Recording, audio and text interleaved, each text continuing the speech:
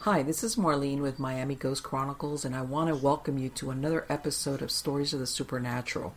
Wherever you find us, whether it's a video on YouTube or on your favorite podcast platform, please like and subscribe to us so that you can get notification of when a new show is released. You can also find us on major social media platforms where I give you a heads up about upcoming shows and which date and time they will be aired. If you go to MiamiGhostChronicles.com, you can find links to the shows, MP3 files which you can download, or links to your favorite platform like iTunes, Spreaker, SoundCloud, and all other major sources. You can find information for upcoming and past talk show appearances as well as new book projects at MarlenePardo.com. You can also purchase books and merchandise there. And you can visit my author page on Amazon at Marlene Pardo Pellicer. Due to popular demand, I'm narrating my True Believer stories that I've collected throughout the years in a new series called Supernatural Storytime. You can find links at supernaturalstorytime.com. If you are into classic horror, ghost, and adventure stories, I narrate some of those at Nightshade Diary, and you can find links at nightshadediary.com.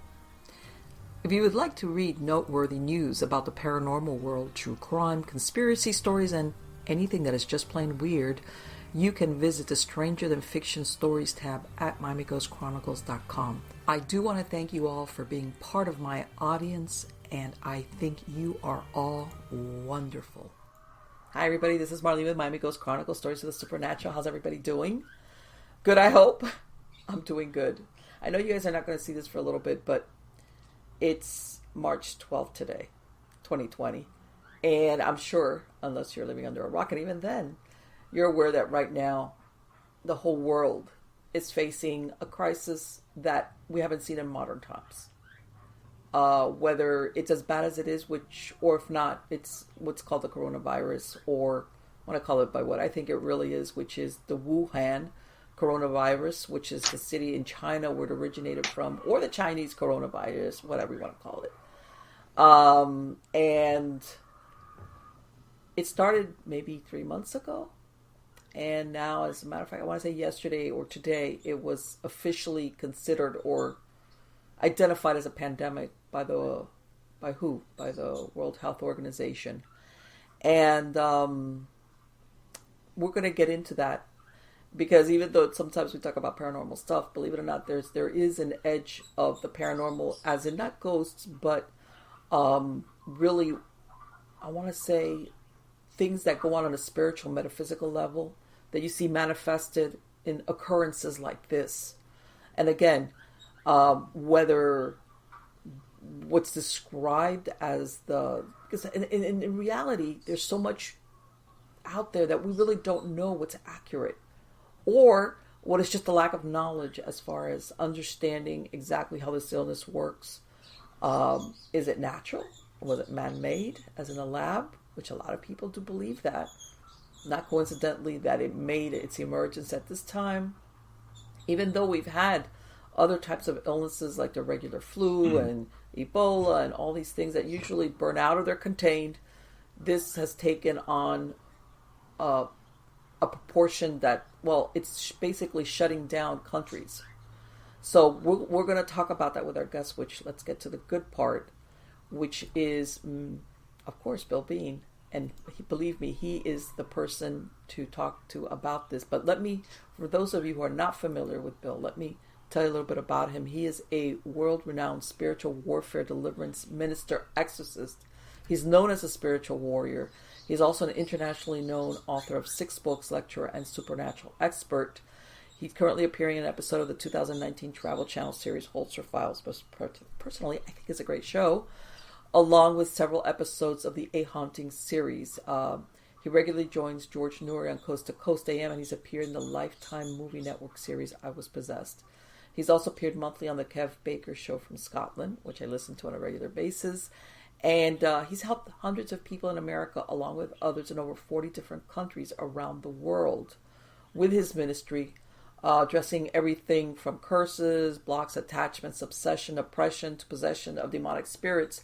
And the reason why I mention that is sometimes being, how can I say, affected negatively doesn't have to be what you think of as the prototypical possession. When you tell somebody possession, they think of The Exorcist or something along those lines. There's a lot of other effects that can come with that, besides just an out-and-out possession, what we described. But let's welcome Bill. How are you doing today, Bill? Doing great, Marlene. Thank you so much for having me back. It's always an honor and a pleasure to be on with you. No, it is my pleasure. On the contrary, and we spoke at length.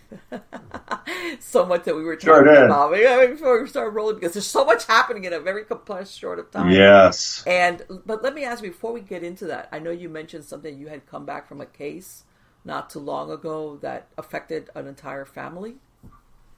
Oh yeah, I was I just got in late last night from helping a family in Bristol, Virginia, and it's just amazing how this is happening more and more to families all across America and really the world. And you're right, in the introduction, I've not only helped a lot of people in America, but many people worldwide.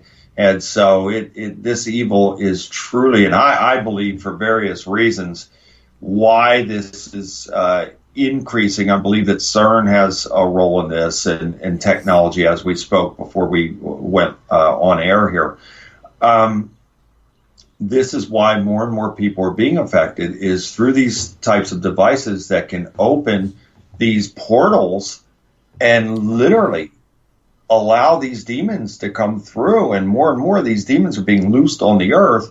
And I find it interesting that we see all of these different events that are playing out simultaneously, yes, here on the earth.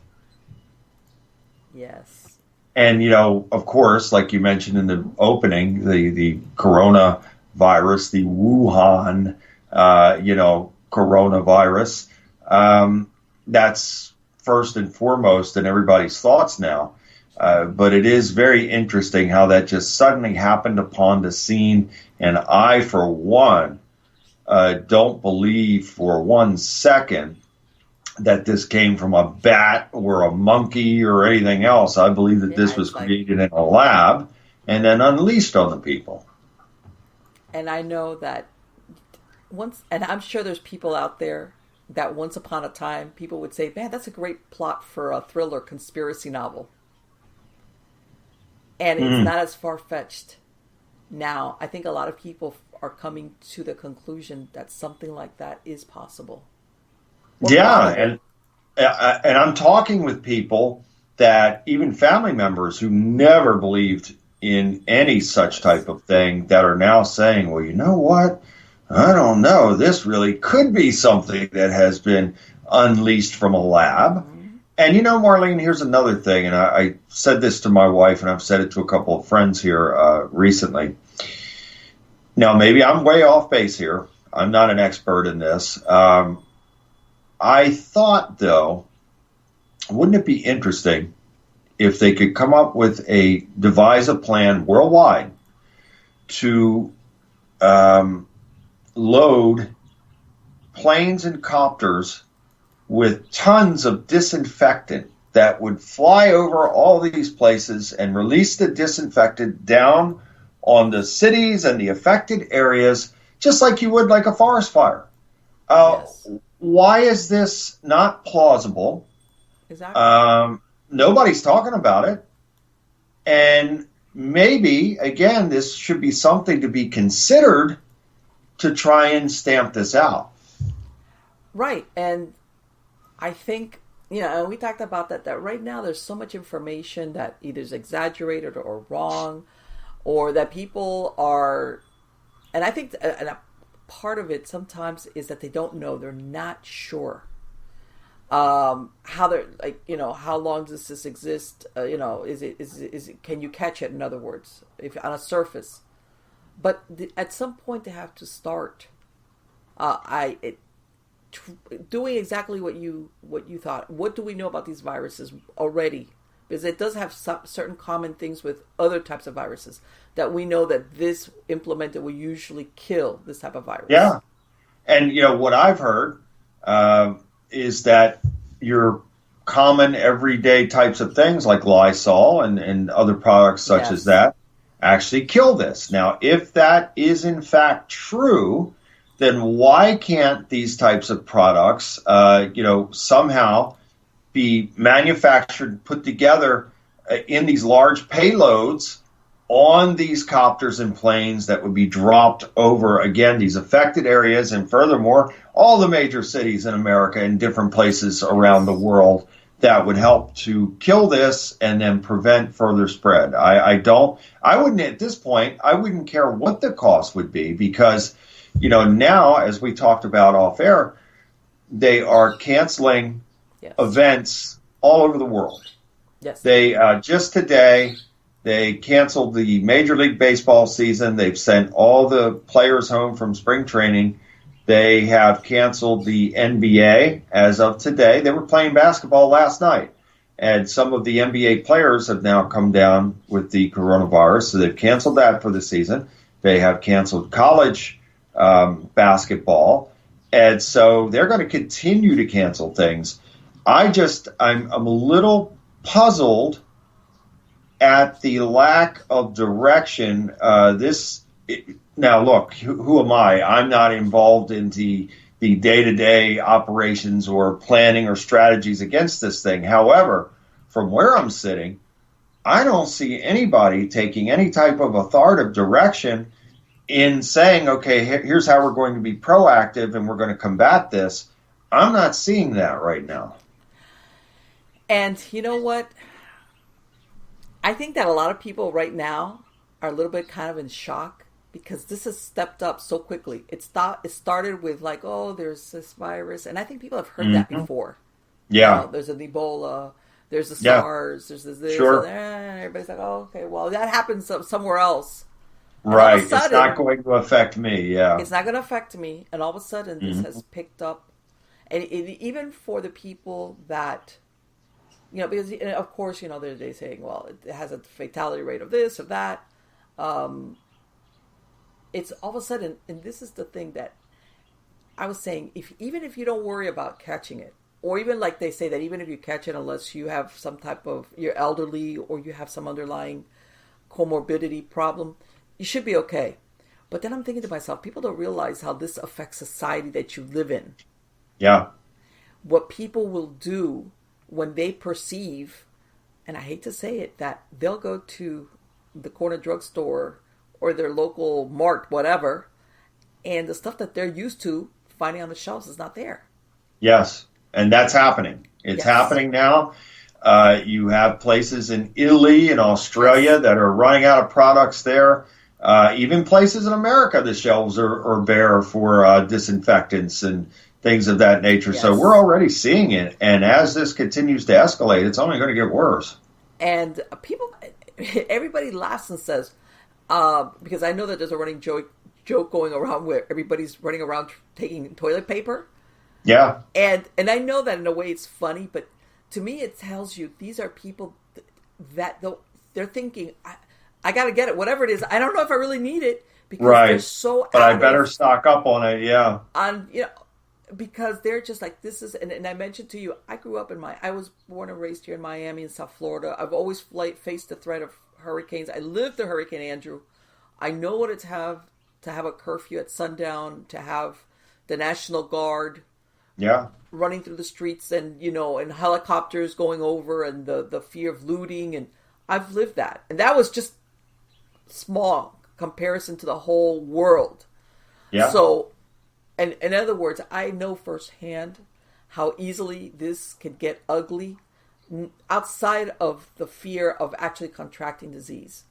It's in the perception of a portion of society that they think I'm in survival mode. So this is going to excuse me doing certain things because, hey, I got to do it. I got to do what I got to do.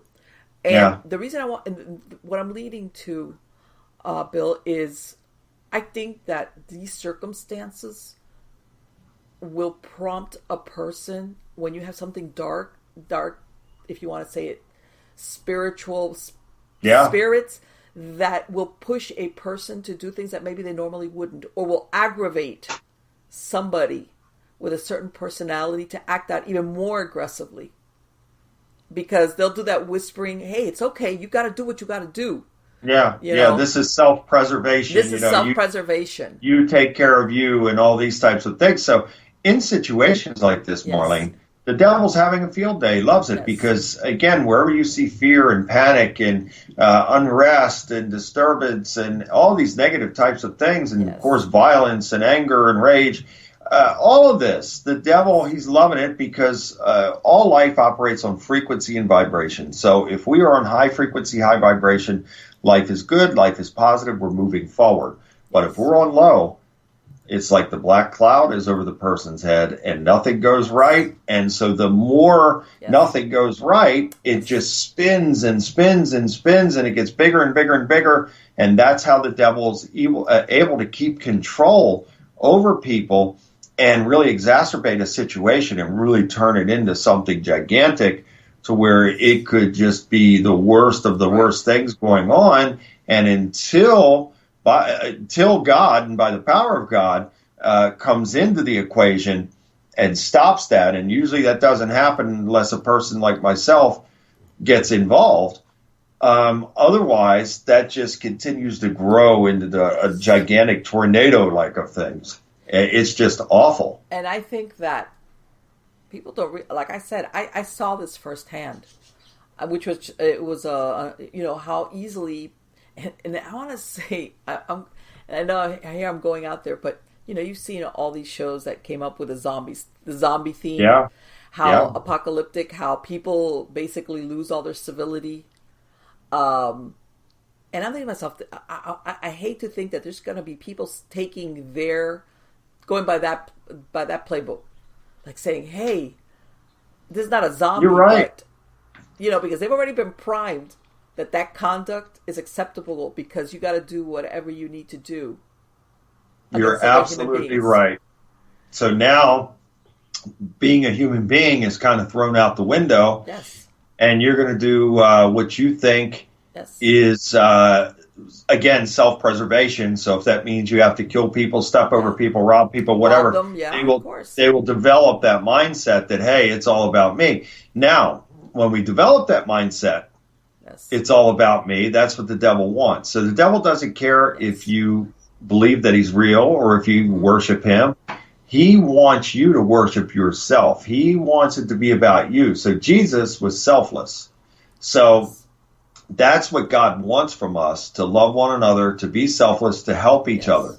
yes, And Jesus made it very clear. That was his a big part of his life's work, obviously helping people and putting himself last. But it's the devil who's selfish. It's the devil who wants people to have that mindset. And look, I understand that when we're in emergency situations, people can panic and say, well, you know, I got to take care of me and yes, I understand that, but there still has to be a level of common decency and yes, civility and caring for others, yes. because if even though you're faced with a dire situation, you still can be a great help to others and allow God to work through you to be a blessing to others in the most dire of situations.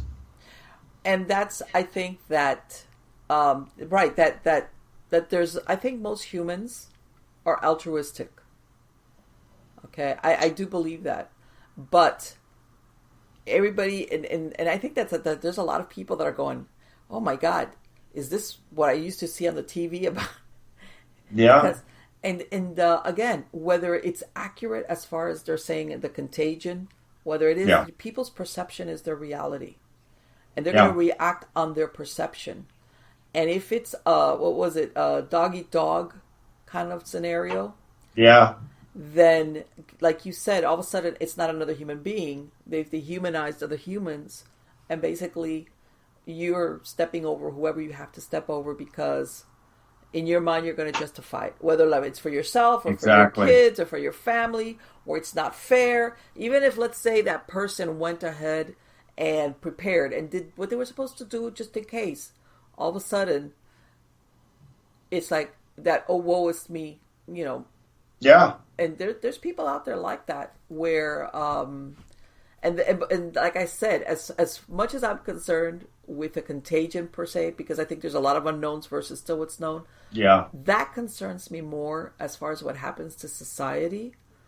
Um, even and I want to say, when we talked about it earlier, I always see there's a silver lining, Hmm. where people, the reality of it is like a wake up call to I what agree. really happens in this scenario. In other words, it's not the TV show, it's not a movie. And by the way, no superheroes. Hello, this is human beings doing the best they can in a situation like this. And luckily, we live in a country where where there's a lot of things that we have the infrastructure to help us that's already in place. But Yeah, even it's true. so, people have to develop self-reliance, is what I'm saying. And times like this can and should Yes. bring out the very best in people.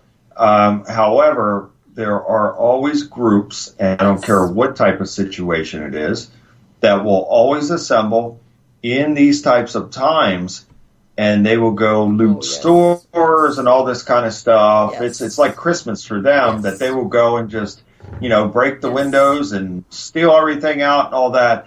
Yes. And these are the type of incorrigible people that, boy, oh boy, the strictest of penalties should be inflicted upon I them. And it's mind boggling. It really is. And so we have that. And then the people that are the price gougers, that a friend of yeah. mine told me there was a guy online that was selling Purell for like $75 a bottle and Yes, things this like is that. Just incredible. mind boggling. Let me tell you Mind something. boggling. I've seen it. I remember when Hurricane Andrew roared through here. I remember that I rode my bike out to my mom's apartment thinking that we were going to go there because she spent the hurricane with me. Later on, we found out that her building had collapsed. Within hours, I want to say maybe 3 hours at the end, everything was still flattened. I couldn't drive out because there were 20 trees down, so I rode out.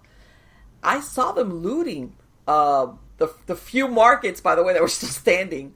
They were Horrible. looting, like, those little marts that you see attached to the gas stations. Yeah. They had one guy in there throwing stuff out to the guy outside.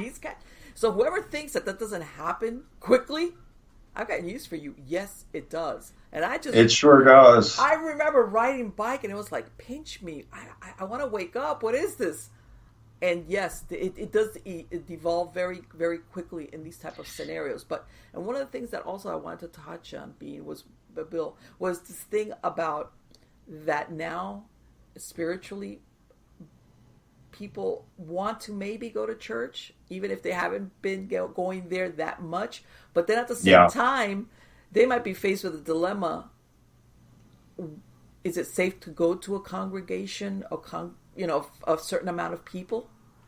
And I'm glad you're bringing this up because God really put this on me, I'd say 3 weeks ago. I'm very, very busy. I'm always traveling and I'm always helping people. And even when I'm home, it's nonstop. I mean, as we're doing this interview now, I looked over at my phone. It never stops.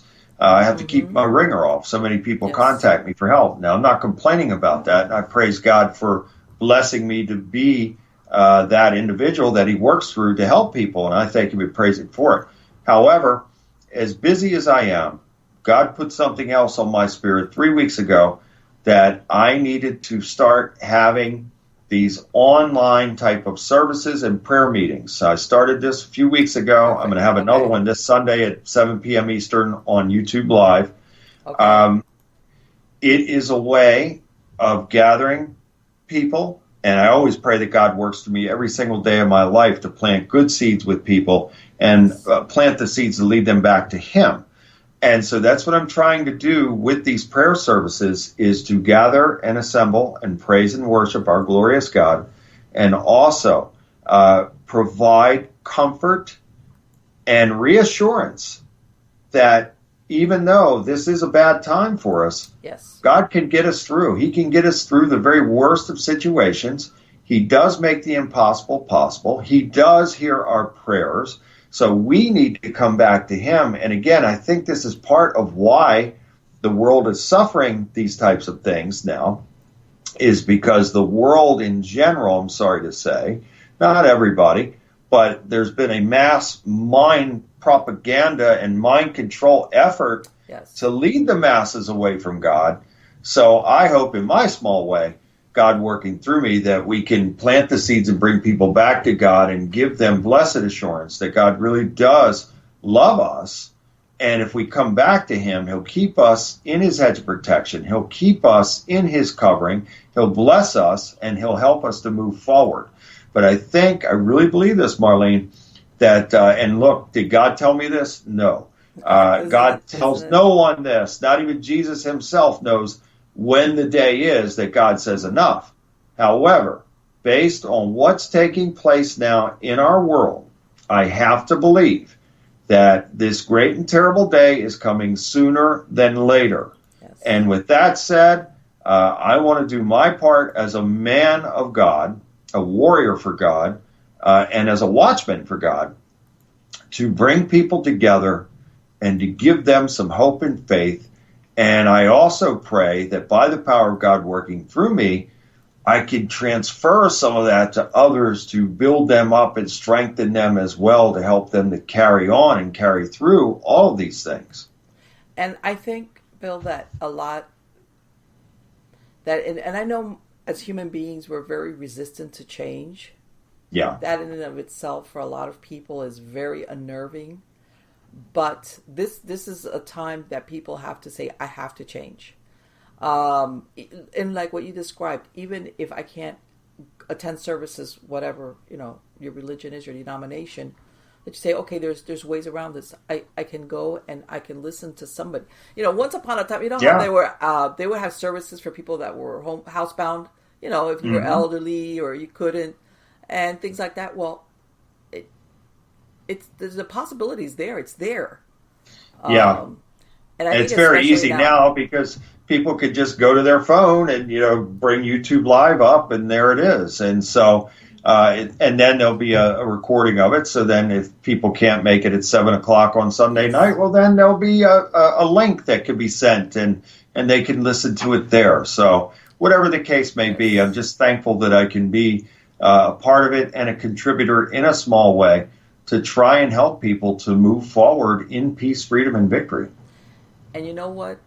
I think that because the media out there is, whether they're trying to be accurate or they're stoking fear on purpose, I think that people need to listen to something and someone that's going to tell them it's going to be okay. Yeah. We're going to get through this on a spiritual level. Even if things look desperate, and I really don't know how desperate things are. Like you said, none of us know. We really don't know where this is going to lead. Yeah. If this is going to blow over and a month later we'll be looking back on, wow, that was a lot of nothing. Or if it'll get worse. But I think people need that to stay centered. And depending also on your temperament, but I think that all human beings need that to say, okay, this is going to get me through today. Especially when they're faced with that fear. Absolutely. And then when we come together like that, Marlene, when we come together and we have a true intention of coming together in worship for our glorious God, then that helps us with each other. He'll pour out his blessing upon us, but just knowing that you have others that are now gathering and assembling for a common cause and to support each other, it's all win-win. There's no losing in it. Yes. And that, I think that, and I'm sure you've heard it, Bill, where things get dicey, everybody runs to church. Yeah, sure. And I know that there's a lot of people that once the trouble's over, it's like, okay, well, forget church, Right. Now back to my regular life. Life. That was see close. You again sometime in the future, yeah. Yeah, but I think that there's also a portion of people, whether it's because they've never been there or they've fallen away from going to services again or whatever it is that they attend, that there's something that they realize that their soul thirsted for. Yeah. And a lot of times I think that we're given a lot of, how can I say, the message that human beings that, like, we're asked to deny our spirituality, our spiritual thirst, our spiritual needs. That's certainly part of the brainwash of today, is that the devil and his minions and the human minions, and they know who they are, and more importantly, God knows who they are. They have been implementing this program, this agenda, since the late 1950s. I have a whole timeline on this, and we are where we are today as a society because of those things, those seeds that were planted then. They're now coming into full bloom. And so the brainwash is to get the person to say, oh, well, there is no God. I don't believe in all that. Yes. I believe in myself and my higher power and all this. This is a total mind manipulation, and it's a spiritual manipulation also, because it's designed to sever the connection between the individual and God. And so it's just sad. It's unfortunate. This is why I urge men of their families to really plant these seeds with their children. And if there's if it's a single parent home, well then, mom, it's on you to implement these things and plant those seeds. But it's very, very important. It has to start in the home, and we have to find a way to tune out the technologies and all of the propaganda from these TV shows and movies and some of the music and all this garbage that is literally poisoning the minds of our youth to the point of total brainwash. And, you know, if we were having this conversation with some of today's youth, they would think that we were crazy people, and they wouldn't consider for 1 second having a type of faith or belief in God or turning away from these things that have totally enslaved them. They're totally it's all a mind programming and a brainwash. And they're so far gone that if we attempted to have a conversation like this, again, they would think that we were certified. And a lot of it, a lot of times they fail to ask themselves is, how do you feel? Because they're taught, think about this, like you said, denial of spirituality, or how you feel, or your spiritual needs. But they don't answer the question, how does that make you feel? Yeah. Because thinking and feeling are two different things sometimes. Yeah. You know, our logic can dictate something, but then your heart, your feeling tells you something different. And unfortunately, sometimes we deny what we feel, or what we feel like we want. And I do agree with you that I think a lot of programming is geared to strip us or denying what we want as spiritual beings, because we are spiritual beings. And we suffer for it. I think suicide rates reflect that. Oh, yeah. And it's getting to the point, Marlene, that those who try to stand up for what's good and for what's right and for what's lawful are vilified. Yes. So we live in this world now, and we talked about this off air, the scripture saying, woe to those who call evil good and good evil. Well, this is what we're living in now. So the people that try to stand up for what's good and for what's right are vilified. Yes. And so the agenda is lawlessness, and you will see people like this Jay-Z and these other characters wearing those Aleister Crowley shirts, do what thou will. Do what thou will is the whole of the law. And that's what is really the propaganda that is being spewed on today's people, especially the youth. Do anything you want to do. You don't have to listen to anybody. You don't have to have any authority over you. You do your own thing. And if that hurts people, too bad, because it's all about you. And so that is the message, and the devil is loving every minute of it. Yes. And one of the things that we talked about, and because I was thinking about this, and it's like, I was thinking, once this passes, because it will pass, one way or the other, it will pass. And we were talking about, you know, we've and as a matter of fact, we've spoken about what they call transhumanism, which is the integration of robotics and the humans. And of course, you know, if you get augmented by robotics, you're superior. And I was thinking, because, you know, now they're talking about the medical systems being overwhelmed worldwide. Not only because even the workers themselves, whether they're first responders or people at the hospitals, they're humans. They can only work so much. Right. And there's so many people coming in with severe symptoms, and even people showing up to do their job, that I told you, I can see down the line where they're going to say, this is why we need robots. Or this is why, you know, it's better because robots or robotics, you don't get tired. You don't catch a disease. You don't have to worry about 24/7. This robot can do this work, and we don't have to pay them. Oh, of course not. Of course not. You know, you make a huge investment up front, Yeah. And that's it. And of course they're going to couch that. What we talked about is in, this is how we're going to take care of you humans. Imagine, see, you don't have to expose yourself by going to work or going to a hospital if, let's say, you work in that field Yeah. or anything, because the robot's going to be the one that's going to be out there doing that work and being exposed, which doesn't really matter because, of course, they're a machine, and it's going to be better for you. And I could see this down the road, this That'll be the scenario narrative. Yeah. being used as Yeah. well. Do you remember when certain companies or certain places, they couldn't open up because their workers were afraid to come in, or the hospitals were overwhelmed because the staff Yeah. wasn't there? They just couldn't, either because they were tired or because they have families themselves. And I could see the solution will be take the humans out of the equation and we'll keep you safe at home. I totally agree. I totally agree. I see it coming.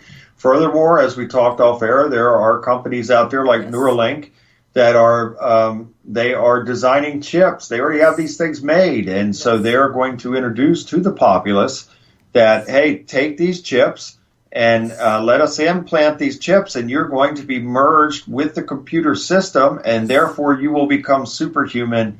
You won't get sick again. You won't have to worry Yes. about any of this stuff.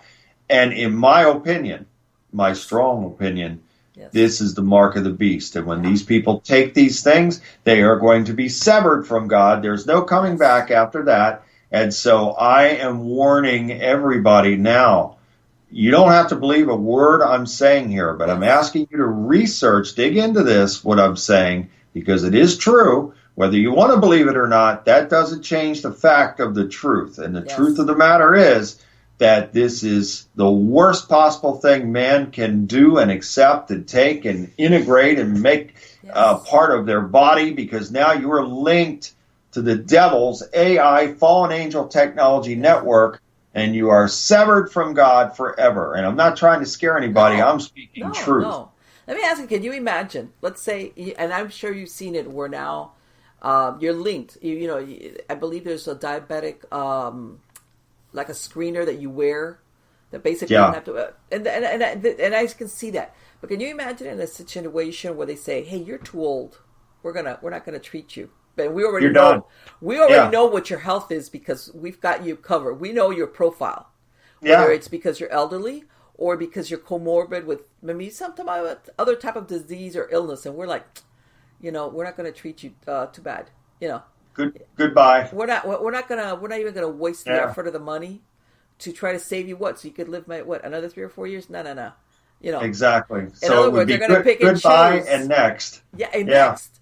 You know, you're still healthy. You could you could be a worker. You know, you still have something that we could get out of you. Yeah. But if you're too old or you're too sick or you have other illnesses, and you know what, another 3 or 4 years, no, or another 10 years, nah, forget it. And you can't lie. Because there is no they know more about your health than you know about your health. Right. They would have it all right there. They would have every bit of information right there, and would be able to literally, how in a car, you can hook these scanners up to the computer system of a vehicle. Yes. And so you have all the diagnostics right there. You know everything that's going on. It'll tell you if something it'd be the same thing. It would be the same thing. And even now it's being promoted as, well, can you imagine if the doctor is aware if you're having a health crisis, for example, or you're going to suffer a heart attack, or you're going to have a stroke, they'll be able to save you. So most people think, yeah that's great. Wow. Right. Sign me up. I'm in. Yeah. And that would be the mindset. Because nobody thinks of what happens after that. And of course, we will have these social influencers which come out of Hollywood, and they'll all be in. You'll see all the biggest stars endorsing all of this. So, you know, the people that blindlessly follow along with those hellions, I'm sorry to say, will follow them right off the cliff. Yes, and we're being primed, and we talked about this with movies, programs, sitcoms, whatever. Where sometimes it's obvious, sometimes where it's okay. And again, you know, that integration between robotics or being monitored is okay. And people don't realize that once upon a time this sounded like sci-fi or fantasy. And it's not that far-fetched, but they don't see the downside of it, which is that you're being always monitored. They know more about you than you know about yourself. And It's you true. can kiss free will, forget it. It's gone. Who cares about free will? Because no matter what you're going to want to do, if it doesn't go with what the agenda is or what they want for you, it doesn't matter because you're not going to be able to do it anyway. I totally agree. But yet, this society, not all, but I have to say probably the majority, they are programmed to convenience. Alexa, Yes. Oh, turn my God. lights on, Yes. put music on, open my door, Yes. flush my Yes. toilet, whatever. Yes. But that's what this has come down to Yes. is Yes. self and self-worship and feeling Yes. that, hey, well, the Kardashians have that great lifestyle. Yes. I should have that too, and I can have that. So again, it comes down to idol worship of those Yes. types of people and then selfishness into where you think that you're suddenly the person thinks that they're entitled to these things. Yes. Nobody wants to work for any of these things, by the way. No. They feel that they are already entitled to these things. Yes. Therefore, they're supposed to be given these things, and they can lead the life that they want and not have to have any sweat from their brow coming towards it. You know, just give it to me and let me live and do whatever I want to do at your expense, Yes. and forget it. That's it. That is, and people don't realize that part of character building.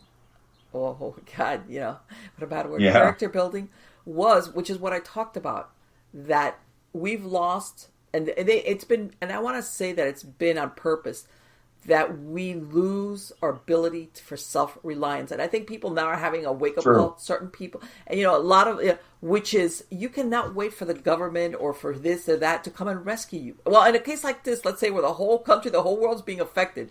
So usually the cavalry that would ride in and help you, forget it, there's no cavalry. I agree. Okay? So now you better develop some self-reliance. And I want to say for the newer generations, they don't have that self-reliance where it was like, hey, you have to do things and figure it out and do maybe jobs that you didn't like or do things that were disagreeable that help build your character. Like you said, because it's very self-serving. They don't know how to do it. Most of them don't know how to do anything. Nothing. Not the most simple things. No. And then they, for some reason, and they've been lied to, and again, this is part of the manipulation, mind and spirit manipulation through TV and movies and music and so forth, that they can have this lavish lifestyle and not have to do anything. It's just supposed to be given to them. Yes. It's my right to have this. I should be given all this. Yes. And so that becomes a credo, a lifestyle, a mindset. And again, this is a contribution to where we are now in this downward spiral as a society. Right. And well, I think that now these, because sometimes like we were talking about like what's happening right now, how much of it is planned and manufactured versus whatever, coincidental. Yeah. But there's always, that how things sometimes, even the best laid plans get out of hand. I think a lot of those mentality, which is I'm living just for the moment and everything, like they're going to have a rude awakening, because if this evolves into something beyond a couple of weeks or a month, it's going to be like, okay, well, nobody's going to come and hand you anything because everybody is just trying to, be safe. It's suddenly going to get real for them. Yeah, exactly. It's perfect. It's going to get real for you because there's no, that pity party, the victim mentality that's so prevalent now, where it's almost like a hero's badge to be victim of whatever, take your pick. Yeah. It's like, nobody's going to have time for this, by the way. It's like, to your victim, too bad for you. What do you mean? Aren't you going to help me? I'm a victim. What about me? Exactly. What about me? What about me? And again, look at our society. Some of the things that we talked about before we went on air, our cities. I travel. I've been to every part of this country. I've seen it all, and I've seen every major city there is to see.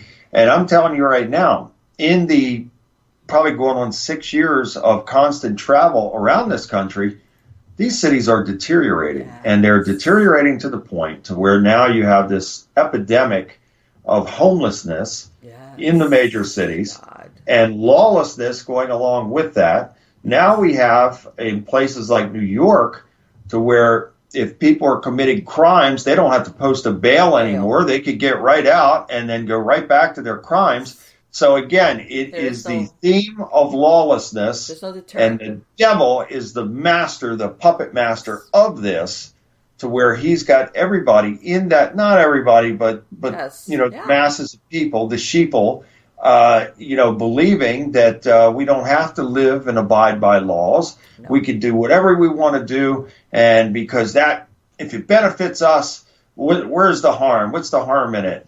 And even if it means we got to step over top of somebody to get what we want, so what? Well, that's the mentality. There's people that the ones that are on the fence, which have kind of been doing stuff like, oh, okay, I don't want to get in trouble with the law, I don't want to get arrested. All of a sudden, they're seeing this guy, and they're like, wait a minute. What is it? There's a certain dollar amount that you can go ahead and shoplift or steal, and you don't get in trouble for it? Yeah. Hey, man, why am I being such a good person? Why am I being such a law-abiding citizen? Forget it.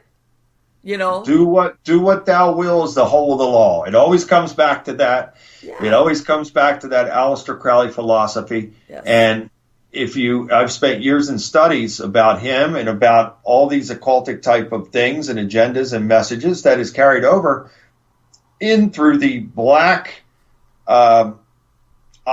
black military ops. I'm not saying the military is evil, but I'm saying that there are factions of government and military, just like there are factions in many other things that are evil, absolutely evil, and they're designed to be covert and black and dark and evil. Yes. And through these types of things, you have the psyops and all that are designed to capture the mind and essentially the spirit as well, because the mind, body, and spirit go together. So through these types of programs, it becomes an agenda, mind manipulation to get the majority, the masses of people to accept these just outlandish things as normal. And again, it always comes back to self and worship of self and being selfish. And if you have a person in that type of mindset, you've got them right where you want them. So this is the beginning of the separation in society, to where these people, even right now, I feel that some of them are so brainwashed, no matter what you say, you cannot reach them because their minds are already conditioned and brainwashed to accept that as normal. As long as what you're offering them is like, hey, don't worry, I'll take care of you. I'll keep you safe and secure. I'll give you a little cubicle to live in, with some little bed, and I'll give you a little thing so you can get some food, but that's it. Oh, okay. And it's like, really? But think about this, Marlene, and think about this again, because this is something else I mentioned to you before we went on air about HGTV and things of that nature. Uh-huh.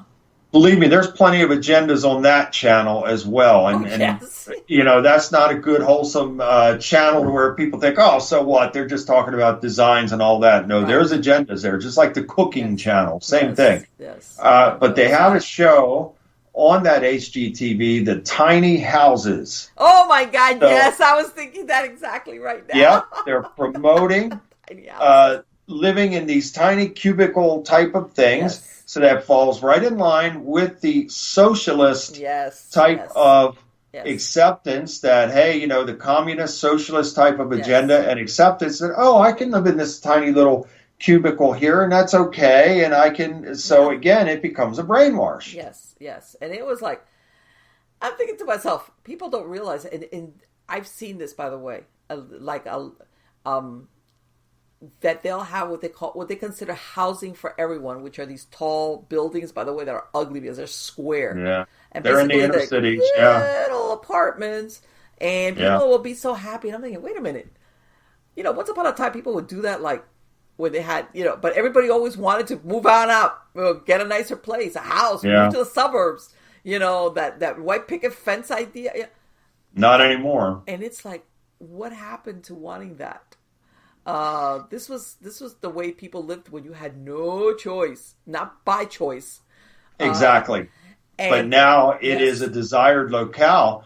And yes. furthermore, I've seen these types of projects in Baltimore, which is just Mm-hmm. 30 minutes north of where I live, and they are some of the most violent, Yes. vile types of Yep. places that you can Yes. imagine.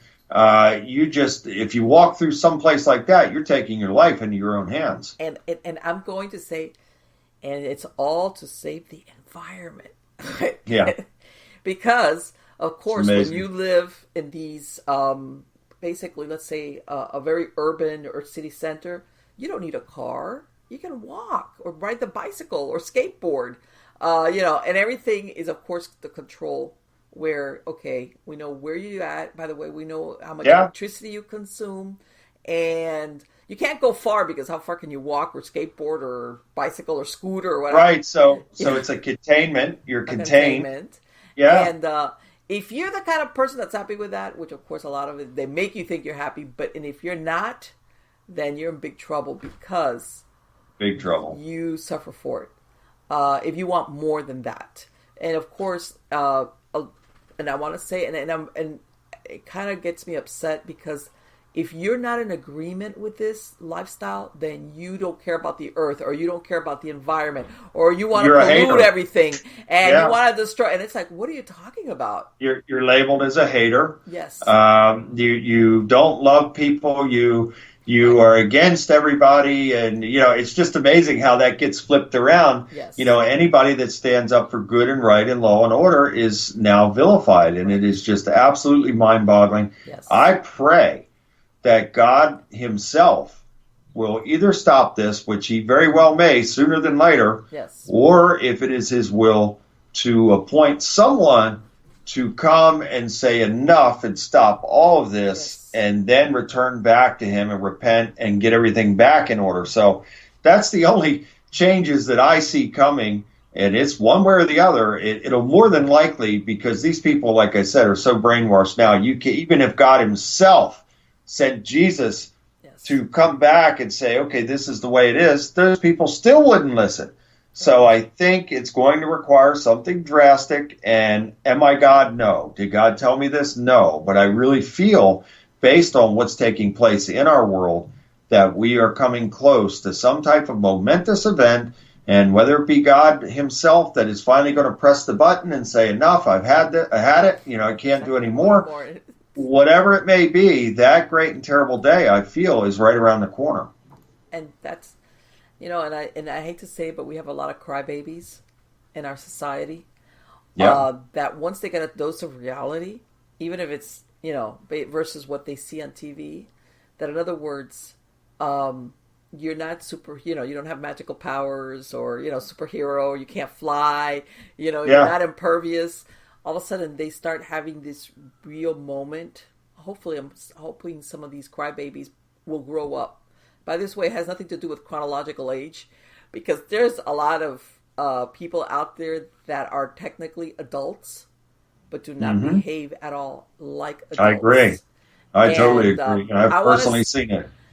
I'm hoping that out of the hardships maybe that come with this is opening themselves up spiritually to stop denying that part of themselves, which I think has been to our detriment. Totally, totally. Absolutely. Absolutely. And again, take a look. Take a look at society. Our nation has become a nation of junkies, and whether that Yes, is God, pharmaceutical yes, junkies or the street drugs, yes, whatever it may yes, be, make no mistake. When I yes, go to these major cities and I take a look yes, around, I see it everywhere. yes, And yes, it is just absolutely mind boggling that this can be taking yes, place all at the same time in yes, America and around the world as well. And you have to just take a step back and say, what is really happening here? Because this has gone so far down so fast, yes, and simultaneously all these different things are happening. You just really, how can anybody deny that this isn't a spiritual battle that is yes, taking place? yes, yes. And I want to say, and contrary to, because everybody, when you talk to them about like what you were drug abuse or substance abuse, everybody thinks of the guy on the street corner passed out, and it's basically, you see enough strata, even older people, they've Yeah. developed addiction problems to prescription drugs. Yes. It's not necessarily just the, like, you want to say that guy that's passed out in the corner, or sleeping on the bench. It's infiltrated to people who function barely, and it's I been agree. facilitated. I hate to say it because it's nobody. How can I say it? Once upon a time, you had antibiotics and maybe some cough medicine, and Yeah. don't get Yeah. me wrong, I'm all for medical progress. Absolutely, Mm-hmm. there's no Yeah. reason, but you would also let your body combat it. Your body has I an agree. immune response. Now it's and it's designed because of these power brokers on the earth. Yeah. Number one, if you can keep the people doped up, you certainly can control them better. Yes. Secondly, you're getting their money from them, so you are raking in billions and billions of dollars. So that makes these people a very powerful entity on the earth. Now you can literally, you have them in the palm of your hand because they need you. I have seen people that have, well, they've been hooked on a variety of drugs, but people just like with that, the Ambien stuff and all that, Yeah. they will literally panic. I've seen this several times. Yes, they will. I got to get home. I got to get that Ambien. Yes. I've got to take it now. I've got to have it. Their whole world is going to end if they don't get home and get that Ambien because they've got to have that. So that is the mindset, and that rakes them into that addiction. And boy, oh boy, these pharmaceutical pimps, they're loving every second of it because they have that level of control over so many. Bill, have you ever seen so many commercials about people not being able to sleep? It's constantly all these commercials. Having a hard time sleeping? Yeah. Waking up? Take this. Try this. It's like, what is this? I mean, don't get me wrong. People, depending on what's going on in your life, there's times that maybe you have worry, things are going on, and you have trouble sleeping, and some people are a little bit more high-strung. But nowadays, they want to make it sound like everybody can't sleep. And so I'm sure that there's people out there going, that's right. I woke up the other night. I think I better start taking something. Amazing. Case in point, when you talked about the Ambien. Absolutely amazing. And then you'll have the commercials that come behind the commercial and say, if you've been taking, such and such, you have a case. And yet, oh my God, the commercial will still play for that product. Yes. The product will not be taken down. It will continue to be sold. But yet you'll still have the commercial behind it saying, if you've been taking this product, you have a case because it could do this kind of damage. And it's just unbelievable. Right. Unbelievable. I look at all of it as poison. Now, look, I know that we need some medicines. I understand that. If people have, heart problems or diabetes or high blood pressure or whatever that may be, I understand that. However, this other garbage, I don't understand it. I don't accept it. I don't endorse it. I would never put it into my body. I see it as total poison. And, I urge people to please try, clients that I'm going to help. And they tell me that they're taking some of these things. Right. I try to urge them to get off of that and get away from that because not only is that a stronghold over the mind and the physical body, it becomes a spiritual stronghold as well. And I'm not going to say all the time, Bill, but believe it or not, a lot of times taking certain drugs, whether they're prescription or not, detaches people from their feelings. That's right. And you need to tell them, you know what? You're going to stop taking this, and there'll be times that you're going to feel bad. But it's okay. Feel bad. Feel like crying. If you have to cry, cry. But feel it. I think they're so afraid of engaging, of feeling the good and the bad, even if it's uncomfortable or sadness or anger or anxiety, that they'd rather detach themselves and live like in this numbness. But what it is, it's an escape from reality. That's exactly what it is. And that's really the crux of alcoholism and drug abuse. It's an escape from reality. So this is, like you're saying, this is where a person has to stand up and deal with whatever it is. Yes. If you can't deal with it, well, then contact somebody that can help you to deal with it. Yes. But I urge you, don't take that road into these types of things because it is a dark road. And like Marlene's saying, it is slowly pulling you apart from your relationship and connection with and to God. Bill, don't you see that there's, and I'm sure, I'm almost positive, but I want to ask you anyway, in a lot of the cases that you've gone to where either substance abuse or some type of addiction is the open door that where they get some type of problem with some type of spiritual attachment or oppression or anything like that? Yes. And then in other cases, I've seen where a person will be affected for years and years because they may have been molested as a child. Yes. So they had that high level of trauma that took place in childhood. And then in later years, they become a drug addict or an alcoholic, or they get hooked on prescription pills or whatever it is, prescription drugs, due to trying to escape the reality and trying to deal with what happened, which becomes a spiritual stronghold in itself, because when a person suffers a high level of trauma in that way, the demons who are already on the perpetrator now will come on to the victim because of that high level of trauma that's been achieved. So again, it goes back to frequency, vibration, and furthermore, when a person is exposed to that level, that high level of trauma, secretions and blood will come out of the pineal gland. New Agers call the third eye, the pineal gland, and the adrenal glands as well. And demons are attracted to that like candy. Yes. And people don't, sometimes they think of us. That's why I'm saying that there's much, what happens to us in our physical body translates into the spiritual level, even though you can't see it. Correct. But it does. And that's why sometimes it's so important. How do you feel? What are you thinking? As far as what's attracted to you, both on a positive and on a negative level, we're going to circle back to what you were saying about that, that you're going to be doing these things on YouTube where people, it's like, stop trying to think it out. Sometimes you need to be there and just listen and soothe your soul. Yeah. And I want to say, undo this knot that people sometimes have inside of themselves as far as their feelings and their spirituality. Undo that knot and just be there. And I totally agree. Forget all the stuff that you're told that you don't need to be that, or that you're a weak person if you have religious or spiritual beliefs, whatever the case might be, because there's something wrong with you. What you need that? Yeah, I think as human beings, totally we agree. all do.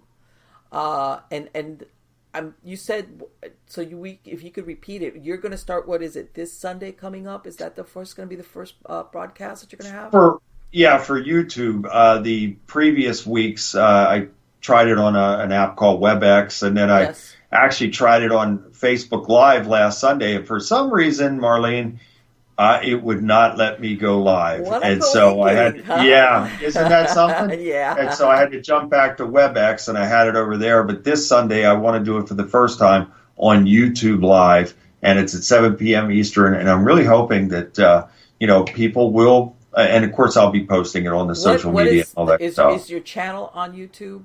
Because they can look at the archive. If they can't attend a live, they could listen or look at the archive, right? So all they have to do is punch my name in on YouTube, or go to my website, billbean.net, and the YouTube channel is on there as well. So there's many ways to find me and get to this.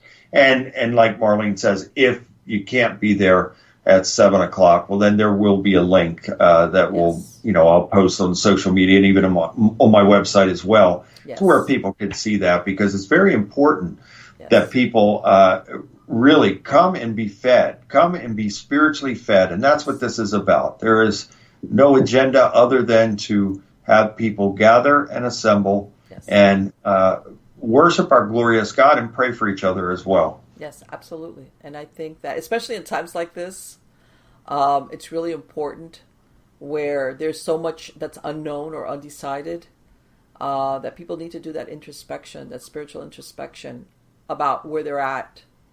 Yeah. And I want to say, because sooner than later. But I'm an optimist. And I know that we're going to come out at the other end of this. It's just what I happens to believe us from that. point A to point B. I totally agree. So, again, thank you so much, Bill. It has been wonderful to speak to you again, and I want to wish you the best of luck. And also, what's your website address for my podcast Okay. listeners? And I want to thank you again. Boy, the time always goes by Yes, it fast, does. doesn't it? It does. It sure does. And God bless you and your family, Marlene, and Thank everybody out you. there that is listening in and that will listen and watch this. Yes. Thank you again. Look forward to coming back again. And for anybody who's out there who may be in need, if you're in spiritual distress and Yes. whatever that means, Marlene named off all the different types of things that could be affecting a person spiritually, and whatever it may be. Don't hesitate to contact me. You can reach me at billbean.net, www.billbean.net. And you can email me directly from the site, and I will get back to you, or one of my assistants will get back to you. And I love people. I do anything to help anybody, and that is what God has called me to do. Yes. So I will absolutely do my very best, by the power of God, to provide assistance to whomever is in need. Again, thank you so much, Bill. The best of luck to you, and it has been a pleasure to speak to you. God bless you, Marlene. We'll talk again soon. Take care. Bye-bye. Bye-bye. Let me tell you, it was, believe it or not, I had planned this this interview with Bill before this coronavirus thing took off. It's really originally when it started coming out, it's like everything. You hear so many things like oh no, there's Ebola, the Zika. I remember when the Zika thing, the reason why I remember the Zika, because it was mosquito borne, and here in South Florida, there was a big thing like, oh, make sure there's no standing water, and the babies, and if you're pregnant. I mean, I remember all these things. So when all these things started coming out about this, it was like, there's concern, but you're thinking this is going to go down the path of these other moments about some new disease that's come out. But anyway, my point being that, when I asked Bill to speak again, this was in the background. This was we had no idea that we were going to talk about this. I thought we were going to talk about his cases and everything, and his travels and what he's seeing, because him being, I know he helps people and families remotely, but there's other times that he goes, so he does a lot of traveling, and he goes directly to help some families that need that one-on-one intervention from him. And but we started, as a matter of fact, we talked about it before. We were like, I'm like, Bill, what's this? Have you heard this? And we were like comparing notes and what we thought about. And because, like we were saying, there's a lot that we know, there's a lot that we don't know. There's part of us that was saying, is this accurate, or is this information that's being given out, is it hyped? Is this fear-mongering, and people are getting worked up about something? Or, is there a bit that we need to pay attention to common sense wise, versus running around like with your hair on fire? And we were talking about the effects of what comes with this. And as I was saying, because I lived here in South Florida, and every time there's a hurricane, and sometimes, I've lived through stuff that hasn't been an out and out hit, but electricity goes out, the let's say the traffic signs don't work for days, and first responders are not the same as they're not available. We become so used to being, hey, they're going to be here within minutes. 911, somebody's going to show up quick. And so I've lived in that scenario where that is gone, and it's gone. All right. And even here, they'll say, even when we've had a hurricane approaching, that they'll say, look, once the wind reaches certain miles per hour, police cannot respond. Emergency services will not respond, not because they don't want to; they are not allowed to. But I've been and I've had I back in '92 when I was here in the southwest part of Dade County, which is the one that got slammed and landmarks got obliterated. I personally seen that within hours. That you would say, man, people are looting. I've seen that firsthand. Okay. My mom's apartment, even though it was crumbling, it was on a 4th floor, she got her apartment looted. She had this. So I've already lived through that. So I kind of understand it a little bit, even though and back then the understanding was that this was just a small portion, a part of a city within the whole United States, forget the world, that was being affected. So you knew that everybody was coming over here. Rescue was just imminent. FEMA, everybody. They brought in everybody. Okay, we had the National Guard because of kind of the looting and to keep people out of certain places, and they had a curfew. And even then, I saw how easily it could devolve. I remember, you would go outside and all you would hear would be generators going at night. Everything was dark because all the lights are gone. There's no lighting out anywhere. And all you would hear is the hum of generators of people afraid to leave their homes, even if the homes were kind of like badly damaged, because they were like, I can't leave the few stuff that I got left because if not, it's going to be gone. So people were basically sheltering in place if they had water, taking cold baths, because of course no electricity, so your water heater wasn't working. Of course, a good thing in a way was because of that happened in August. So, but still, man, a cold shower is a cold shower, believe me. So I've seen firsthand a very lesser degree of what could happen with this scenario with this coronavirus deal going on, and which we really don't know what direction this is going to go in. Like we were talking about, besides the fear of contagion, it's the fear of what happens amongst those that you live with when they're faced with not a reality. Like we were talking about, you see all these million shows like The Walking Dead and all these zombies. Yeah, the zombie is basically the portrayal of, what happens when all of a sudden the niceties, the civility, the there's no law and order. What happens to people? What do? How do they act? When that survival thing comes about. And that's the thing. Part of my concern, personally, besides, like I said, taking care of myself and my family from contagion, is the perception of others around me, of what they think that they are allowed to do, because now they consider that they're in a survival scenario. And that, I think, is going to be a real wake-up call for a lot of people, because that's another thing that I learned, because of the hurricane threat and when electricity, that a lot of people think that the government's going to come like right away and give you help, and I learned you couldn't do that. Yeah, eventually it'll get here, but you have to be self-reliant. You have to stock up on food.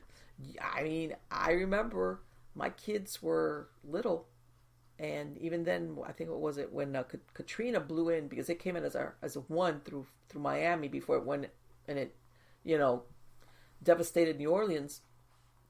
That I was making breakfast on my barbecue outside because I had no electricity. That was it. And my neighbor was nice enough. He had a generator. He threw me over a line just so I could keep my refrigerator going, so I wouldn't lose my food. But I was cooking for my kids in the barbecue. Of course, they're children. They think it's all great. But I remember like making breakfast, like eggs and going out, and none of the everybody was like, you come to a four-way where the lights don't work, and you're hoping everybody does that four-way stop sign deal. And I'm thinking, okay, and I know that it's not that bad. What happens if all of a sudden, because people that thought that weren't paying attention or didn't believe it or didn't care, this goes beyond, let's say, a week or 2 weeks.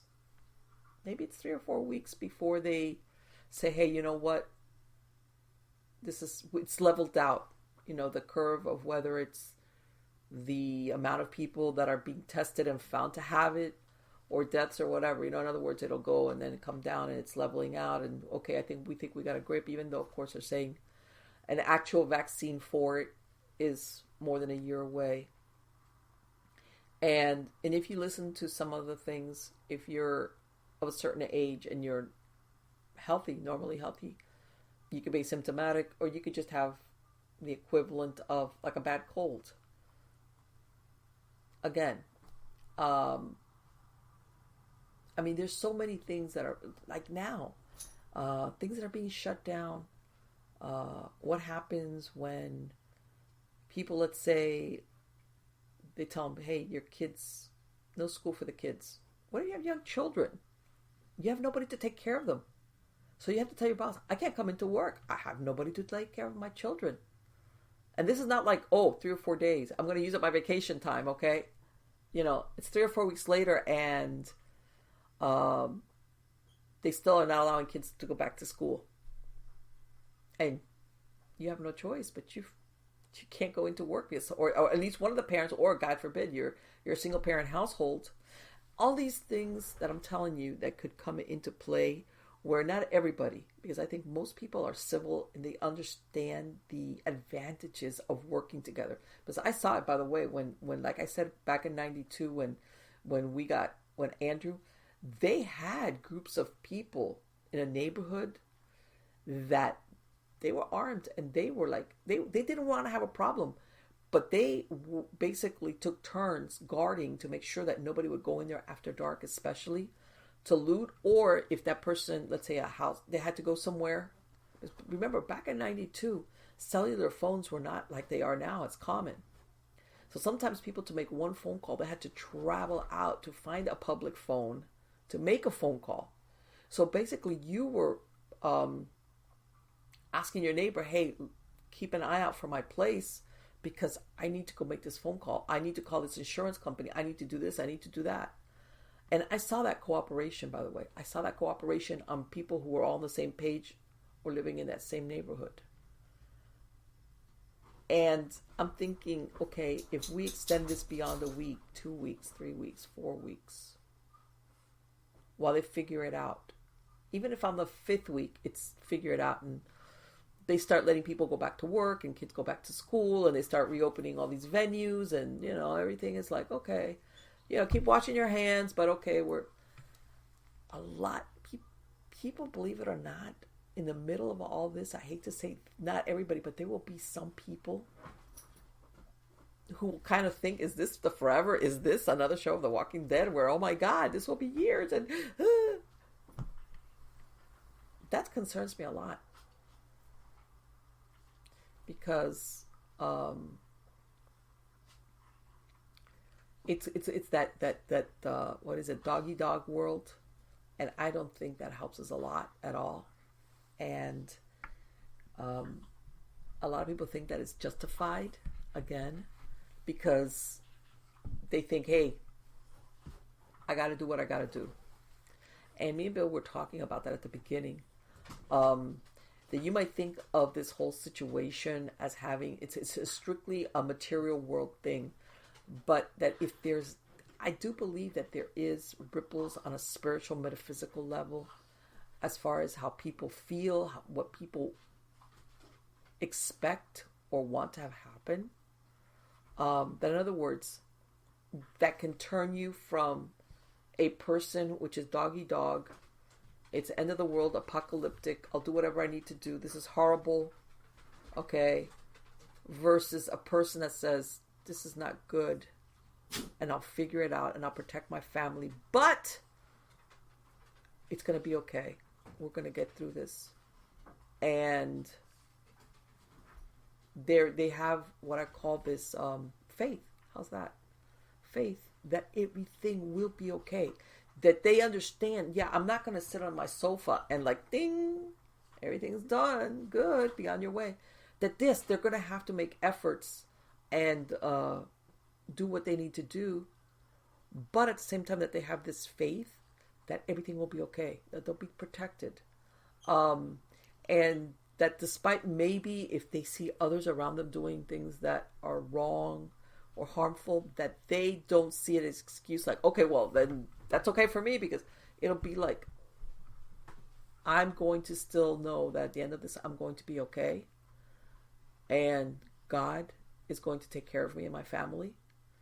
And whatever, however difficult it might be, which it might not be. Again, this is a big question mark, folks. It's like, we don't know where this is going.